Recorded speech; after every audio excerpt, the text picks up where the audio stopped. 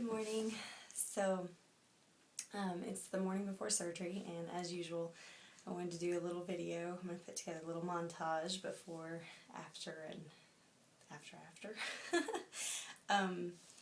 Anyway, I'm all ready. We're getting ready to head to the hospital. I've got to be there at 6 a.m. Surgery starts at 7:30 a.m.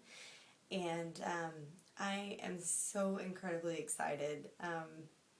I'm not really nervous right now. I'm just more anticipating just the excitement of finally not being concave anymore, but actually having a chest. So the procedure that they're going to do, just to explain a little bit, because when I first thought about reconstruction, I thought it would be like augmentation. You know, you go in on a weekend, you're back at work on Monday, and poof, you've got boobs. But because mastectomy, what they do is I had a complete mastectomy. Actually, I had a modified radical mastectomy and a complete mastectomy, if you don't know the actual terms.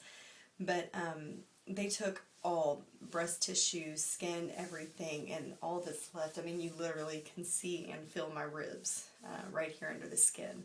So instead of actually having a mound or a breast, I have actually concave. Like I have my pectoral muscle right here, and then my ribs are the biggest thing on my chest. So, which is really weird when you lay down. You're used to seeing your breasts, but instead I see my ribs, so they look rather huge. Anyway, so what they're going to do, the process, your pectoral muscle runs all the way down here, connects at your shoulder, and where your pec muscle, when you flex, you can actually see the side of it. And the doctor is going to, I have a scar from here to here. I don't know if you can see that from here to here. Is where the mastectomy scar is, goes all the way to almost my armpit. And what he's going to do is he's going to use that same scar, not the whole thing, but just the end of it, about that much, he said. He's going to recut right on the scar so I won't have an additional scar. He'll recut on that line, and then he's going to insert this, looks kind of like a balloon. It's called a spacer. And he's going to insert that underneath my muscle. He's not going to cut the muscle, but he's just going to lift underneath the pectoris major and insert that spacer underneath it. And at surgery today, hopefully we're hoping to get at least start the fill, because it'll be an empty balloon, basically, an empty spacer, and then they're going to inject saline solution into it to start filling it just a little bit. Don't know how much they'll actually be able to do, because when they fill it, it inflates like a balloon or like a pregnant woman's belly. It inflates, and it's in between that muscle and my chest wall, so you've got to have muscle stretching, skin stretching, tissue stretching, and it can cause a lot of pain. It can cause a lot of tension and tightness. So that's what he's going to do today, is insert that. We're hoping to get a good start on the fills. It'll take probably about 3 weeks, 2 to 3 weeks of healing, just letting everything kind of heal, and then I'll start going in once a week, and they will inject saline into that spacer every week, once a week for several months until we get to the desired size. So everybody wants to know, and I know this is TMI for most people, but you know me, I am very open, and you ask me a question, I'll give you an honest answer. And everybody asks, how big are you gonna go? And my response is, go big or go home. And I've always wanted a bigger chest. So I'm like, hey, something good can come out of all of this. I get a new set of boobs. But yeah, so I told my doctor, I was like, I want to look good at the end of all of this. I don't want a subtle little adjustment like, oh, I've got little boobs again. No, I want to show those suckers off. So I'm looking forward to it.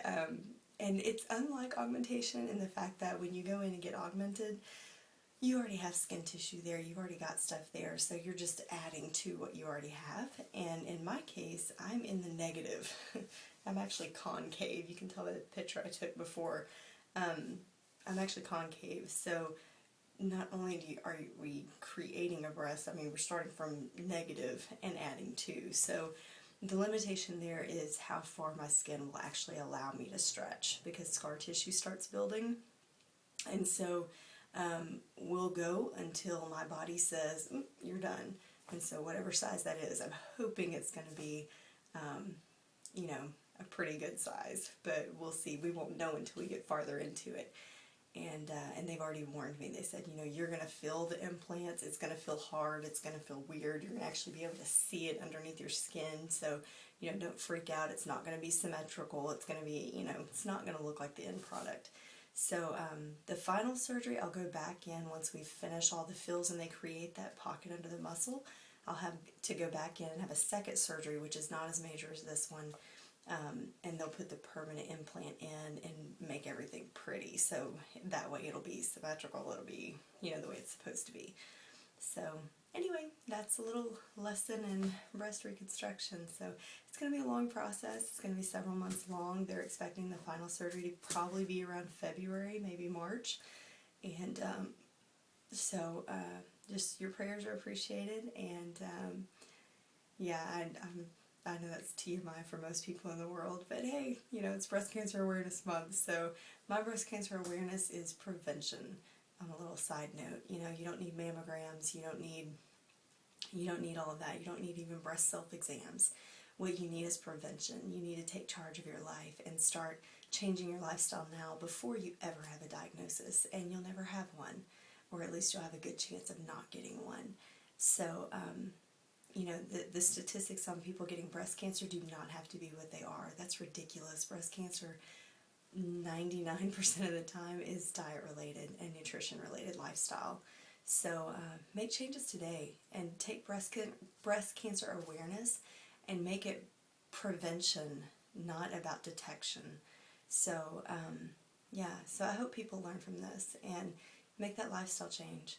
And I hope you never have to hear those words. So, I'm going to get boobs. I'll see y'all later.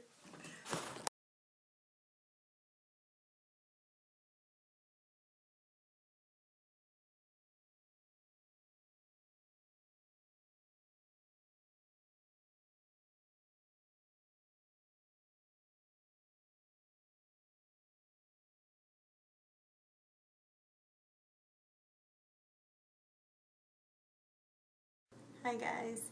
So I am super exhausted and drugged. So surgery went great. The surgeon said he was actually able to put in, by the side picture I showed, which is like this. You can see I actually have humps. I've got lovely lady humps. But he was able to put in, well, how many did he say?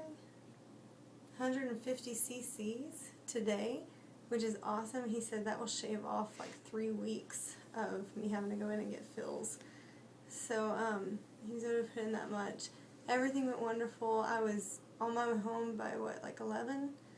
And so I've been so drugged with anesthesia and did have to take for a couple days muscle relaxer and pain medicine, which I am not ashamed to take, even though I hate medicine, but after surgery I definitely have some drugs. I don't plan on taking them very long, just a couple days, but doing good, really, really tired, and just eating really light. Had some awesome, I love whole foods, had some white bean and kale soup, and then just had some watermelon to help nourish and rehydrate me. So, doing wonderful. Thank you for your support and prayers, and so sorry for the picture of those of you that's freaking out that I'm taking a video in my bra, but it's more modest than bathing suit, so I don't care. So anyway, it's a good start, looking good, and I'll heal for 2 or 3 weeks and go back in. So thanks.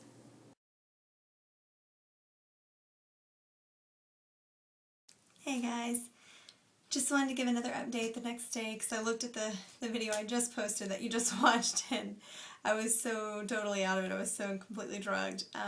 Last night was great. Slept in our recliner all night, which was perfect. Healing is going good. I'm still really tender, really sore, but not as bad as I thought. I'm getting up, moving around really good. My head's not all foggy, so that's really good. Pain medicine, I went like, I think it was almost 12 hours in between taking pain pills last night, so that's really good. Muscle relaxers, I'm was supposed to take one at 12, but I'm not hurting that bad, so I pushed it back. So it'll be a little bit later when I take it. I'm getting those down to where it's just really like once a day.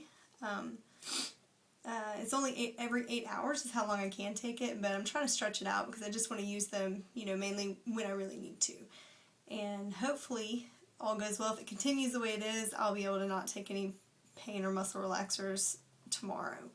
I will if I need to, of course, but I mean right now it's not enough warranted pain for that. So movement is good. Movement's really good. I'm taking things slow and really encouraged. So everything is doing good. I've got a little color back in my face. So just taking everything easy, and I really appreciate all your prayers. I can definitely feel them. So just wanted to give you an update where I didn't look quite as drugged and out of it. So yeah, that's it. So thank you again, and I am well on my way to recovery. I'm sleeping a lot, pretty much like 3 and 4 hour naps several times. But trying to get up and move around too, just keep things flowing and moving. So anyway, I look forward to getting back in the swing of things as soon as I can, but definitely taking the time to let my body heal. So thank you.